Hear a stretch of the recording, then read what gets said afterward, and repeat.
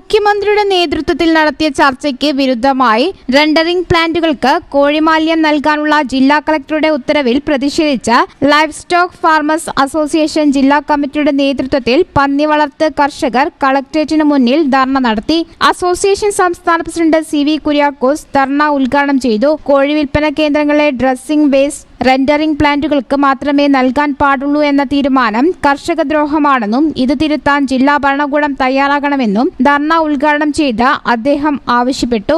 LSFA ജില്ലാ president Vinod Thiruvali അധ്യക്ഷത വഹിച്ചു. സംസ്ഥാന joint secretary Anson K. David, സംസ്ഥാന കോർഡിനേറ്റർ മെജോ ഫ്രാൻസിസ്, ഇടുക്കി ജില്ലാ പ്രസിഡന്റ് സുജ നായർ, കോഴിക്കോട് ജില്ലാ സെക്രട്ടറി ബേബി ജോസഫ് തുടങ്ങിയവർ പ്രസംഗിച്ചു. Secretary C. പ്രകാശ് C. സ്വാഗതവും ജില്ലാ ട്രഷറർ KT പ്രസാദ് നന്ദിയും പറഞ്ഞു. ധർണയ്ക്ക് KS അനീഷ്, നന്ദകുമാർ, സുകുമാരൻ, റോസി വരോട്, PP രാജേഷ് എന്നിവർ നേതൃത്വം നൽകി.